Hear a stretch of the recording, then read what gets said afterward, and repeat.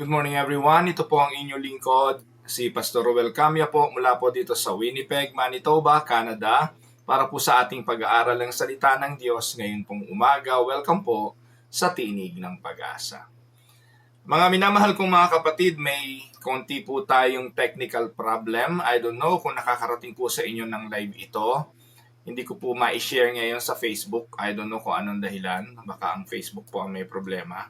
So kung nakikita nyo po ang broadcast na ito para po makarating sa ating mga kapatid, akin pong inihiling na mangyari pong pakishare ang ating pong live broadcast. Hindi po ako makapag-send. No? Dati po ay pinapadala ko ang link nito sa mga Facebook ninyo. Ngayon po hindi ko magawa. At hindi ko rin po ma-share ang ating live broadcast. So ang aking pong pakiusap, kung nakarating sa inyo ang broadcast, kindly share para po naman sa kapakinabangan ng ating mga kapatid. Ganun pa man, ipagpapatuloy ko po ang ating pag-aaral ngayong umaga at ito'y continuation ng ating pag-aaral sa aklat po ng mga gawa. Nasa chapter 10 verses 9 hanggang 23 ang ating pag-aaralan. At ito po ay pinamagatan nating Breaking Barriers for the Gospel. Samahan po ninyo ako at atin pong basahin ang mga talata na sa araw pong ito ay ating pag-aaralan. Acts chapter 10 verses 9 to 23. About noon the following day, as they were on their journey and approaching the city, Peter went up on the roof to pray. He became hungry and wanted something to eat, and while the meal was being prepared, he fell into a trance. He saw heaven opened, and something like a large sheet being let down to earth by its four corners. It contained all kinds of four-footed animals as well as reptiles and birds. Then a voice told him, "Get up, Peter, kill and eat." "Surely not, Lord," Peter replied. "I have never eaten anything impure or unclean." The voice spoke to him in a second time, "Do not call anything impure that God has made clean." This happened 3 times, and immediately the sheet was taken back to heaven. While Peter was wondering about the meaning of the vision, the men sent by Cornelius found out where Simon's house was and stopped at the gate. They called out asking if Simon, who was known as Peter, was staying there.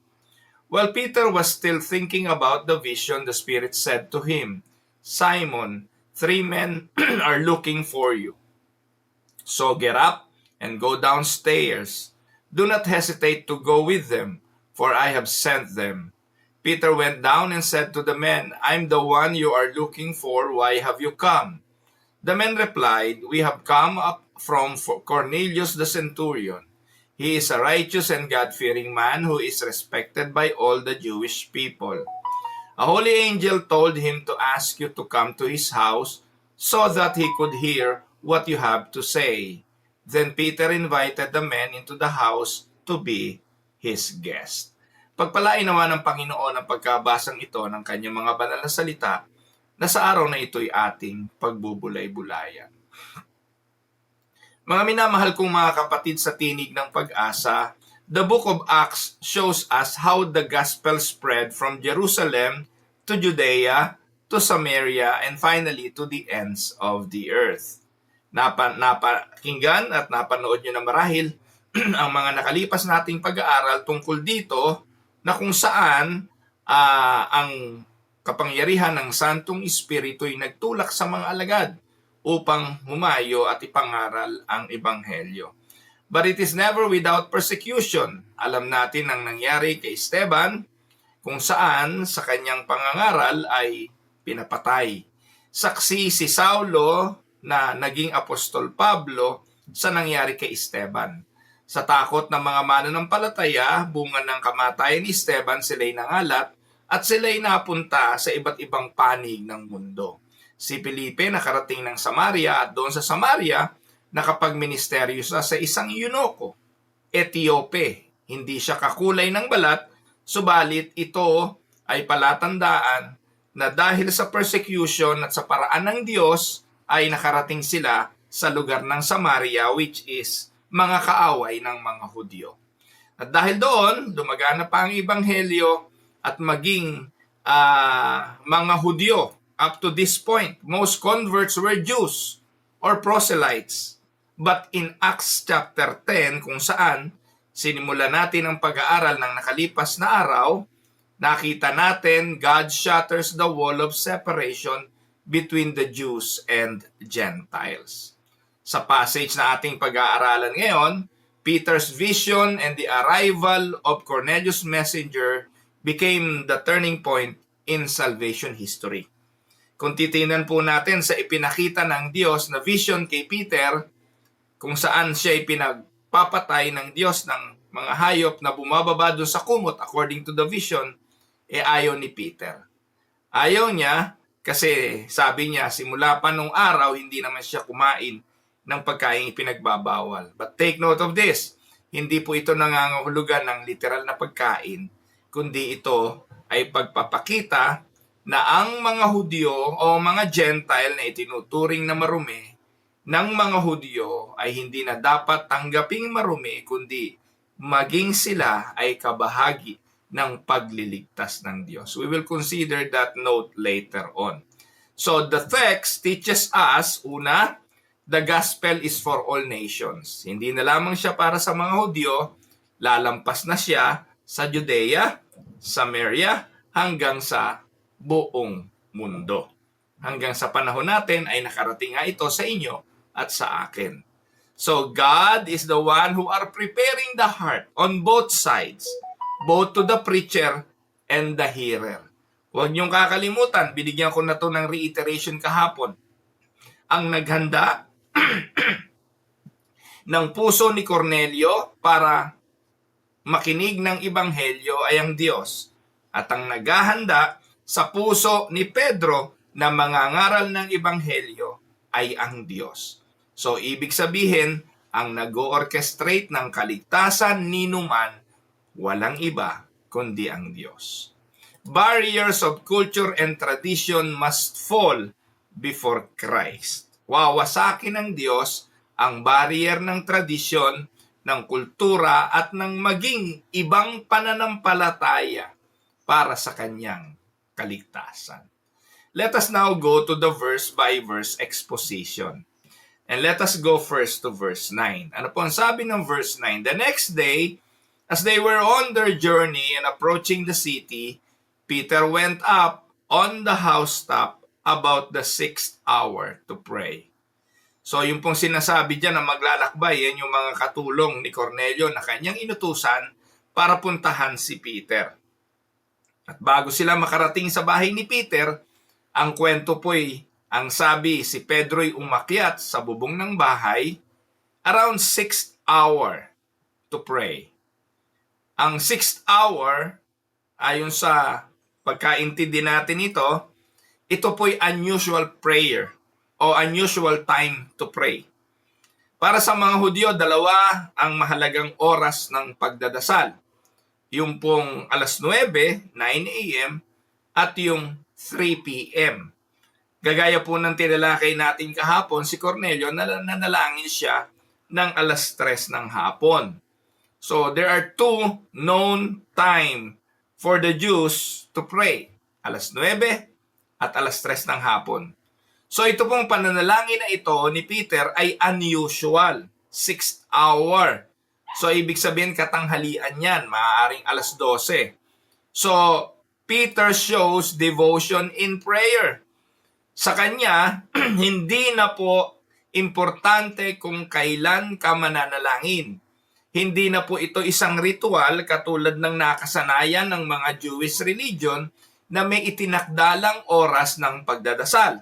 Para kay Peter, nawasak na niya ang traditional time for prayer because for him, any time can be a time para magdasal at manalangin sa Diyos.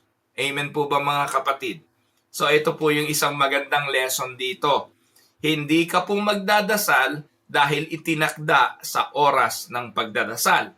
Ang pagdadasal ay oras-oras, ang sabi nga ni Santiago, ni Paul, no, pray without ceasing. Sa Thessalonica 5:18, manalangin tayong walang patid. Ibig sabihin, anytime is a time for prayer. While Cornelius' servants are traveling, Peter is also being prepared by God. Sa pananalangin ni Pedro, kinausap siya ng Diyos. Habang naglalakbay papunta kay Pedro ang mga alipin ni Cornelio, inihahanda ng Diyos si Pedro.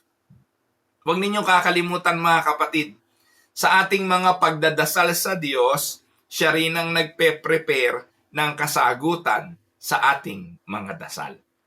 Kaya nga po sa Reformed Insight, God's providence is at work.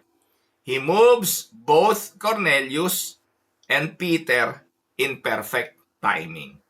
Lagi kong ginagamit na illustration ito eh. Kung ikay nag-a-apply ng trabaho at nananalangin ka para sa trabahong ito, kung para sa iyo ang trabahong iyon, huwag kayong mag-alinlangan na ang Diyos kinakausap na ang HR na kapag oras na ng pag-upo mo para sa interview, ang Diyos na ang maghahanda ng kanilang puso para ikaw ay tanggapin. Kung ikay nanliligaw at mahal mo yung babae at gusto mo itong mapangasawa, maganda ang inyong intensyon. At kung talagang siya ang itinadhana ng Diyos para sa iyo, huwag ka matakot. Kasi sa iyong panliligaw, inihahanda na rin ng Diyos ang babaeng ito para sa iyo, kung ito ang kanyang kalooban. Ganun po lagi ang nangyayari. But we cannot treat God as a genie in a bottle na meron kang mantra, meron kang orasyon, at meron kang katagang pwedeng gamitin para mapasunod mo ang Diyos. Walang ganon.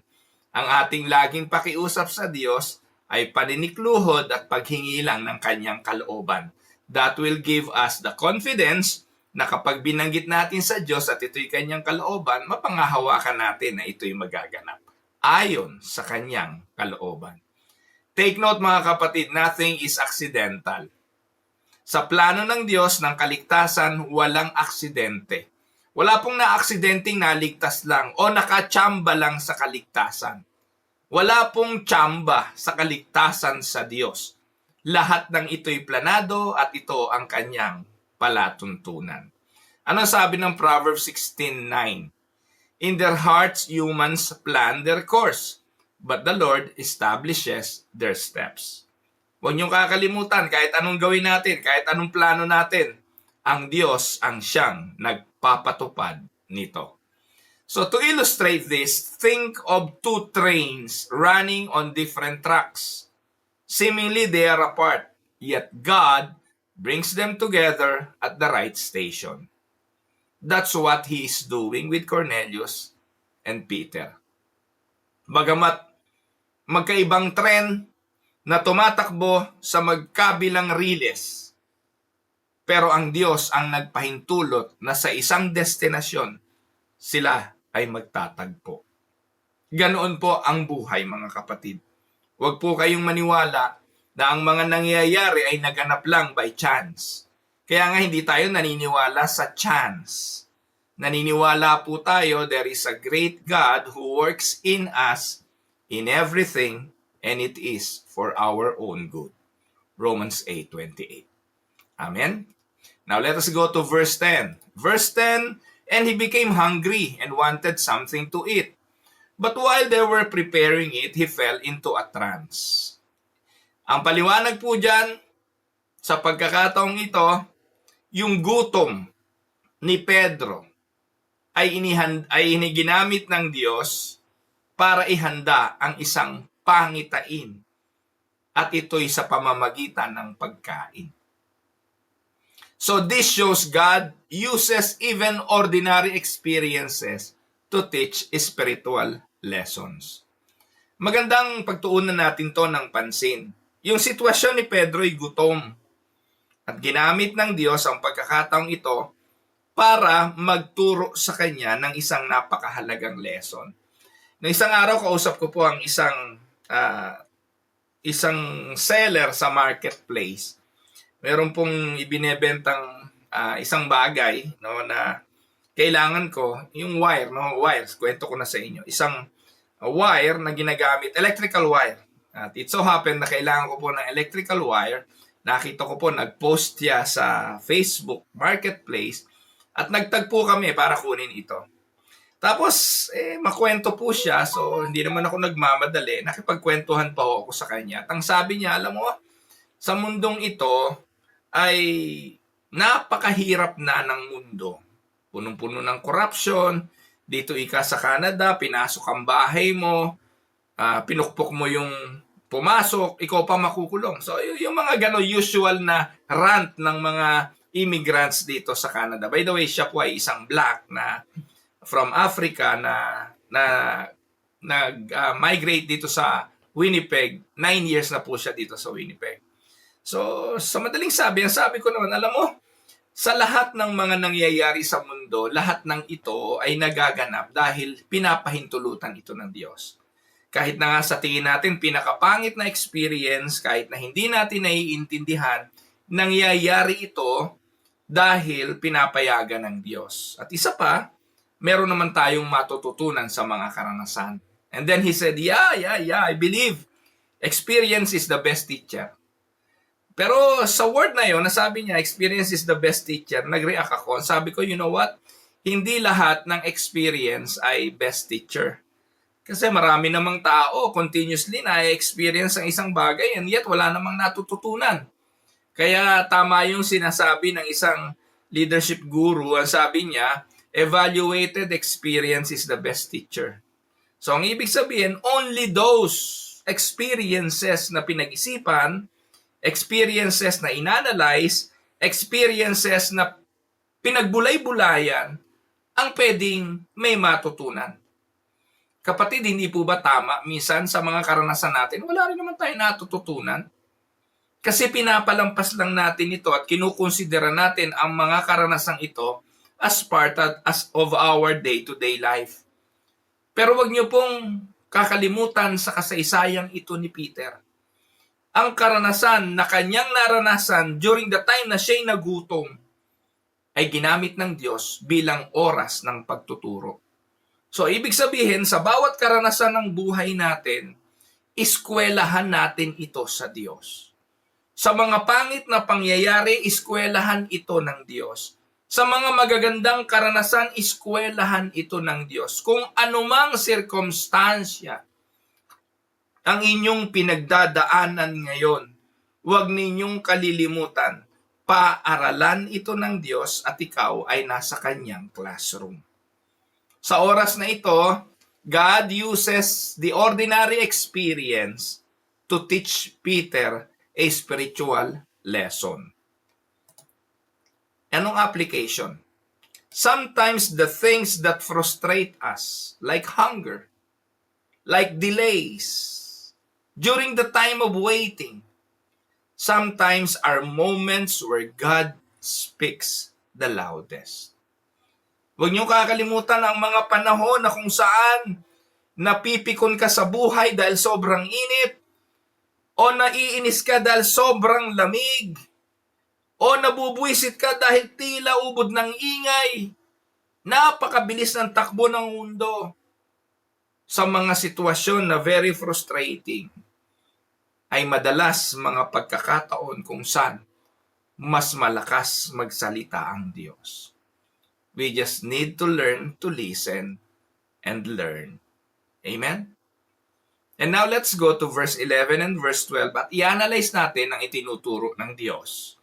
He saw the heavens opened and something like a great sheet descending, being let down by its four corners upon the earth. In it were all kinds of animals and reptiles and birds of the air. Anong paliwanag dito, mga kapatid? The sheet represents the whole world. Yung kumot na bumababa, nagpapakita ito ng apat na sulok ng mundo. 4 directions. Ano ba yung 4 directions ng mundo? No? News, north, east, south, west, south, di ba? News, di ba? North, east, south, west. Yung direction ko ngayon dito eh. So, norte, no? North, east, south, west. O north, east, west, south. So, yun yung 4 directions. At ito ang inire-represent ng kumot. At sa kumot na ito na bumababa, the animals include clean and unclean according to the Jewish law.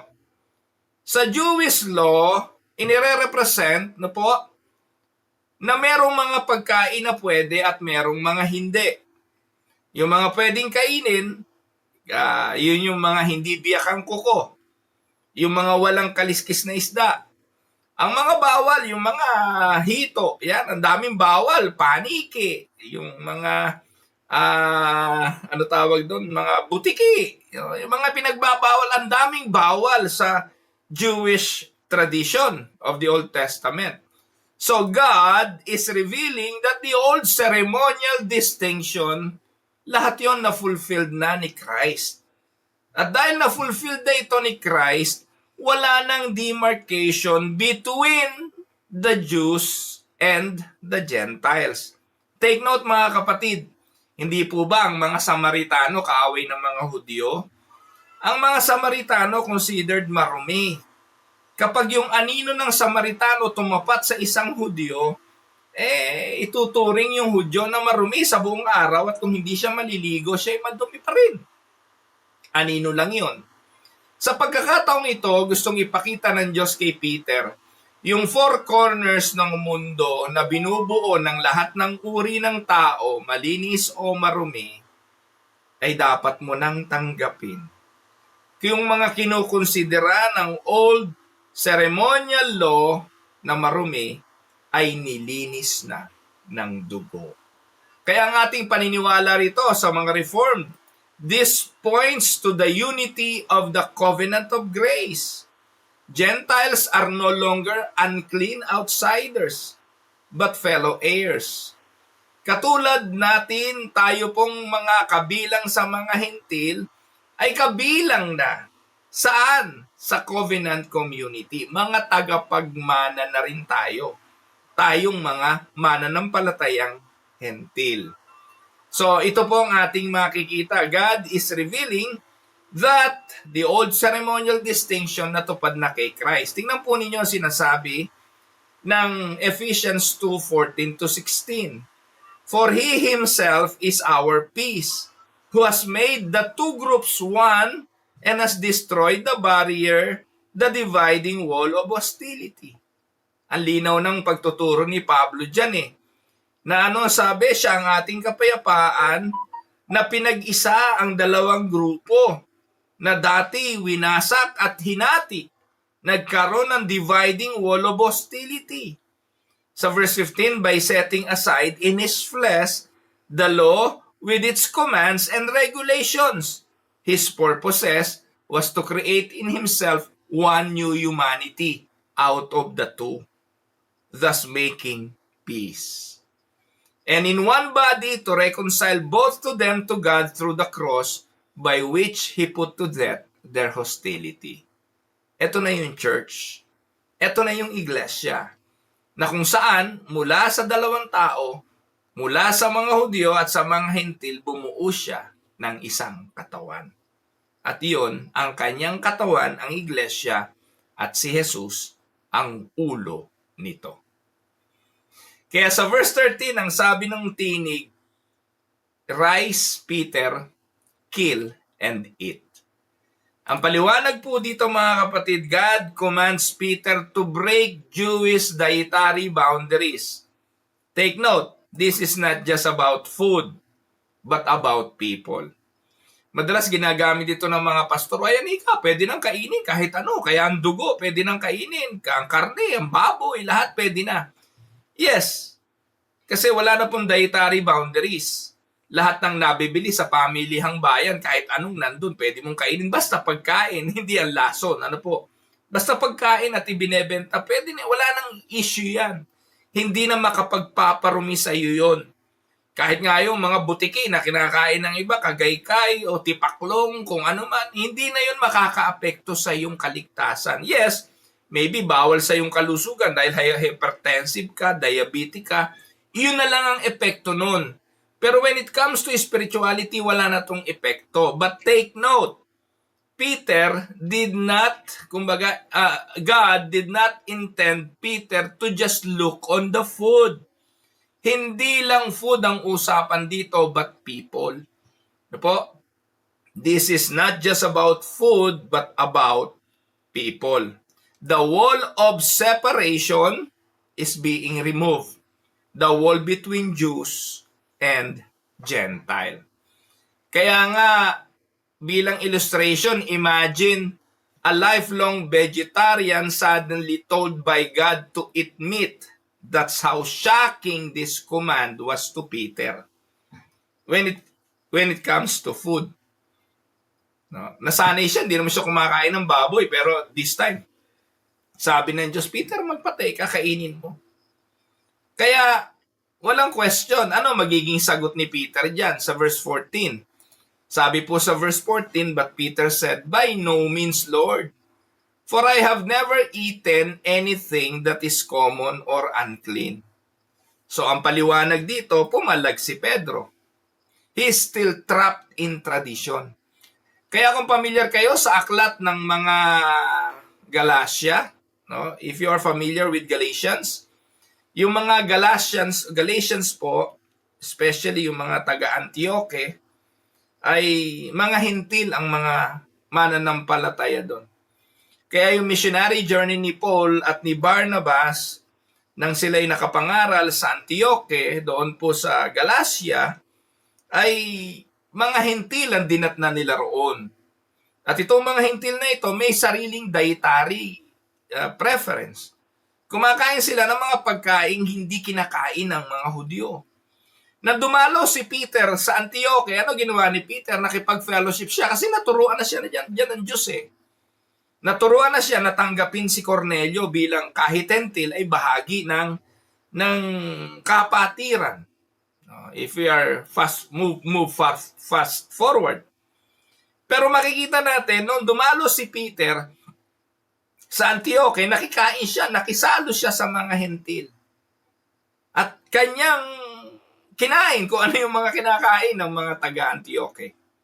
Subalit, noong dumating yung mga taga-Jerusalem para bumisita at tingnan ang kalagayan ng mga kapatiran sa Galacia, ano ginawa nitong si Peter? Kumawang siya sa mga kapatiran. Hindi na siya nakisalo sa mga kapatirang hentil.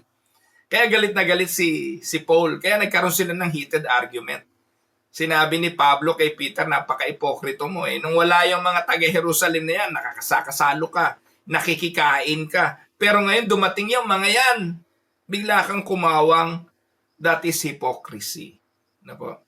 Kasi nga, itong si Peter, lagi siyang ganon. Minsan nahuhuli siya sa sarili niyang bibig. Minsan may tendency siyang makipag-compromise. At sa oras na ito, dito sa verse 14, natrap pa siya doon sa tradisyon na kailanman ay hindi siya makikiisa, hindi siya makikihalo sa mga kinoconsider ng Diyos na marumi. And this is in reference to the Gentile. Even after years with Jesus, Peter struggles to let go of all categories. Naalala niyo po ba mga kapatid, na ituro na sa kanila ng Panginoong Jesucristo yung parable of the Good Samaritan. Hindi po ba merong binugbog na lalaki, ginulpi ng mga tulisan, dumaan ang pari, the priest, the Judaistic priest, umiba ng daan. Dumating ang isang Levita, mga manggagawa sa templo, umiba ng daan. Pero may isang Samaritano. Ano yung Samaritan? Gentiles. Ano yung Samaritan? Tinuturing ng mga Hudyo na madumi. Ano yung Samaritan? Kaaway ng mga Hudyo. Pero anong ginawa ng Samaritan? Dinampot niya ang kanyang kaaway, dinala niya sa tuluyan, ipinagamot, at ang sabi, kung meron pang kulang, babayaran niya lahat. Kung meron pang kulang, babayaran niya sa huli. At sabi ni Jesus, that is your neighbor. Yun po yung sagot ng Panginoon sa tanong na, who is my neighbor? Diba sabi, bigin mo ang Panginoong Diyos ang buong puso, buong lakas at buong kaluluwa at ang iyong kapwa gaya ng iyong sarili. May nagtanong, sino po ang aking kapwa? Who is my neighbor? And Jesus gave the parable of the Good Samaritan. Dapat yun natutunan na ni Peter, di po ba? na ang mga Samaritano, na ang mga Hentil, ang mga hindi Hudyo, ay binilang ng Diyos sa kaligtasan. Kaya, dapat madali na niyang maintindihan ito Pero, even after years with Jesus, still Peter struggles to let go of the old categories. Amen? So, anong application? We too can resist God when His will challenges our traditions or comfort zones. Minsan ganito rin tayo Dumarating din tayo sa panahon na kung ano maipilit natin, hindi kaya Hindi yan reform. Hindi na mabuksan yung ating isipan sa aspeto at diwa ng pagmamalasakit at pagmamahal. We too must resist and we must challenge the tradition or even our comfort zones. Amen? Now, verse 15. And the voice came to him again, a second time.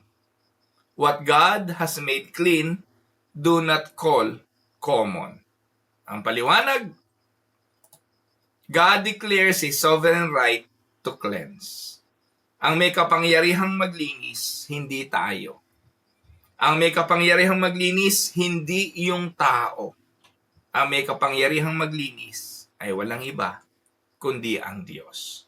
Christ's work makes people clean and not ceremonies. Ang naglilinis ay ang Diyos, hindi ang seremonya. Hindi ang tradisyon. Kaya sa Reformed theology, pinaniniwalaan natin salvation is by grace alone. Amen? God sovereignly declares sinners righteous through Christ's blood.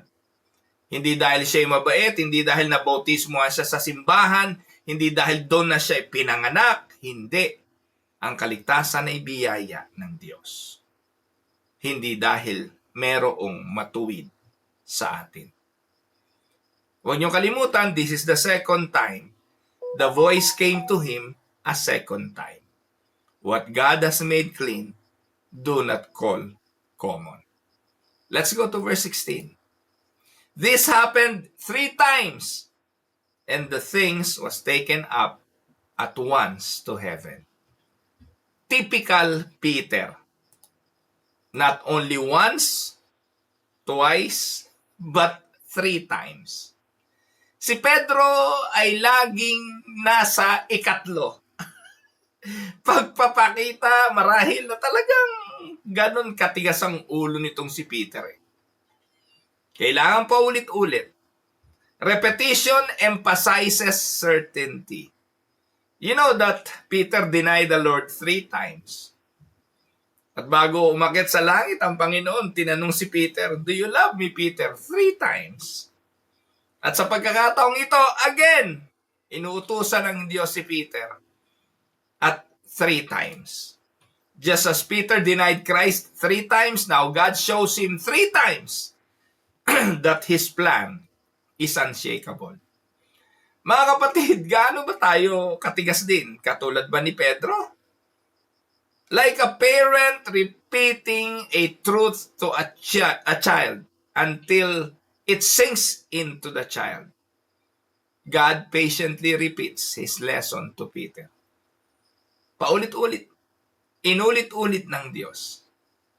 At purihin ng Diyos, ipinakita lang ito ng Panginoon sa atin, sa aral na ito, na talagang matuto tayong magpasensyahan sa isa't isa kasi hindi naman tayo pare-parehas ng pagkaunawa at pagkaintindi sa mensahe ng Diyos. Lagi ko po sinasabi, hindi palibasa na ituro na natin, alam na. Isang araw nagsisharing po kami mag-asawa. At ang sabi ng misis ko, alam mo mahal, when it comes to salvation, alam na alam ko yan. Hindi ko lang alam ipaliwanag. Sabi ko, pwede ba yun? Oo, maniwala ka. Alam ko, pero nahihirapan akong mag-explain. Kasi iba-iba tayo ng gift. Ikaw, napakadali mong ipaliwanag ang isang bagay kasi pastor ka. Pero ako, bagamat alam ko, naiintindihan ko, hindi ko maisalansa ng katulad ng pagpapaliwanag mo. And that I understand. Hindi po tayo pare-pare. Kaya nga hindi pwede, ano tawag doon, hindi lahat pwedeng salesman. Hindi lahat pwedeng insurance agent. Hindi lahat ay pwedeng representative at hindi lahat pwedeng magtinda sa tindahan. Kasi ang pagbebenta, ang marketing ay skills dinidevelop. So ganun din naman, hindi lahat teacher. Kaya nga sabi ng Biblia, huwag magpakaguro ang lahat sa inyo. Kasi meron talagang mga gifted sa ganung klase. Pero ang importante, hindi mo man maipaliwanag, naiintindihan mo. Amen? And I hope naiintindihan ninyo kung ano yung mga itinuturo natin dito sa Tinig ng Pag-asa on a regular basis. Amen? Now let's go to verse 17 and 18. Now while Peter was inwardly perplexed as to what the vision, behold, the men who were sent by Cornelius, having made inquiries, stood at the gate. Anong paliwanag? Habang si Pedro hindi maintindihan paano uunawain yung vision, God's providence unfolds. Dumating ang mga tao ni Cornelio right by the dot. Right on cue. Po. Kaya sa Reform, in application, God often reveals His will step by step, not at all at once. Ang pahayag ng Diyos, ang kanyang layunin, minsan naiintindihan natin, hindi antimano, kundi sa paglipas ng mga panahon. Kaya dapat lang tayong magtiwala, hindi man malinaw sa atin ngayon, no? We are just seeing in a mirror, but in the future, it will reveal to us very clear. Amen? Verses 19 to 20, and while Peter was pondering the vision, the Spirit said to him, behold, 3 men are looking for you. Rise and go down and accompany them without hesitation, for I have sent them. So ano po nangyari? So dito po makikita natin talagang it is not all about food. Na hindi nga siya kumain pagkatapos niyan eh. Gutom siya niyan mga kapatid. Pinakitaan siya ng vision about food. But it's not all about food. It is all about Cornelius. It's all about people. So the Holy Spirit explicitly instruct Peter to go without doubt. The mission is divine, not man-made. Ang pagmimisyon ay gawain ng Diyos. Ang kailangan lang natin mga kapatid sumunod. Ang church planting, gawain ng Diyos. Ang kailangan lang natin sumunod. Ang gawain ay malawak. Ang harvest field ay marami. Kailangan lang nating sumunod. Amen? So, the Spirit effectually calls not only individuals to salvation, but also His servants to mission. Amen? Verse 21 and 22, and Peter went down to the men and said, I am the one you are looking for. Naintindihan na niya.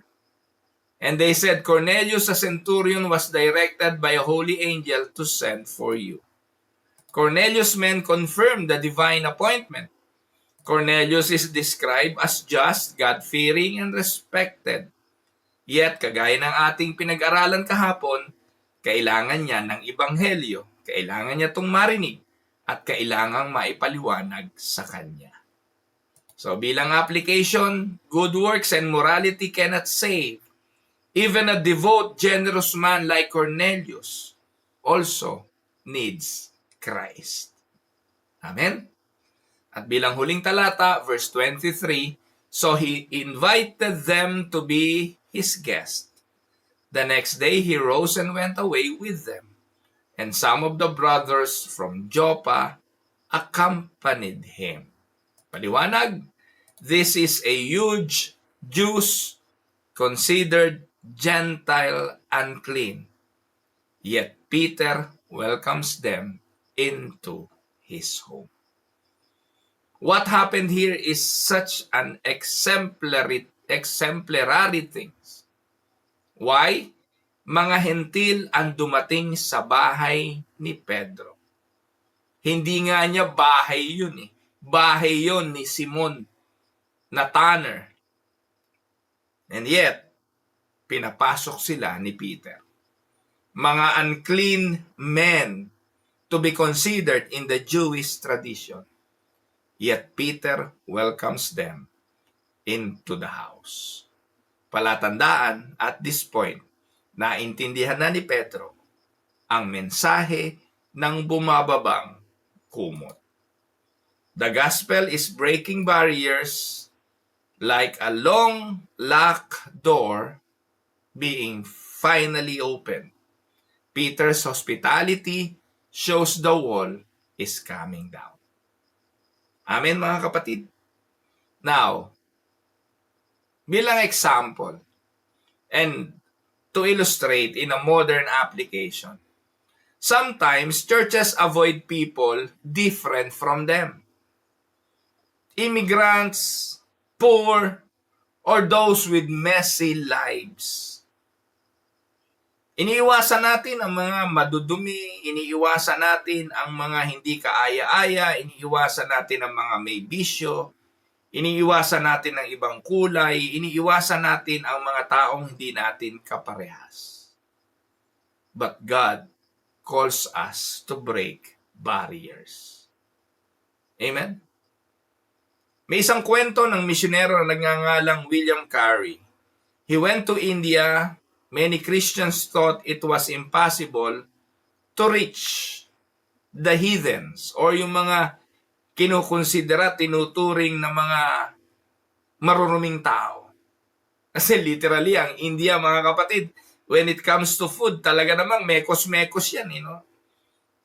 At ang mga India, hindi naman kaaya-aya ang amoy. If you are familiar with the East Indians, tayong mga Filipino, napaka-bully natin eh. Talaga naman pong iba kasi ang amoy nila eh. At alam nila yon. Pero sa kanila, culturally, ayon sa aking pagre-research, mas masama ang amoy nila para sa atin, mas mabango yun para sa kanila. Paano gagawin natin? Para sa mga East Indian women, ang lalaking walang amoy, hindi pabor para sa kanila.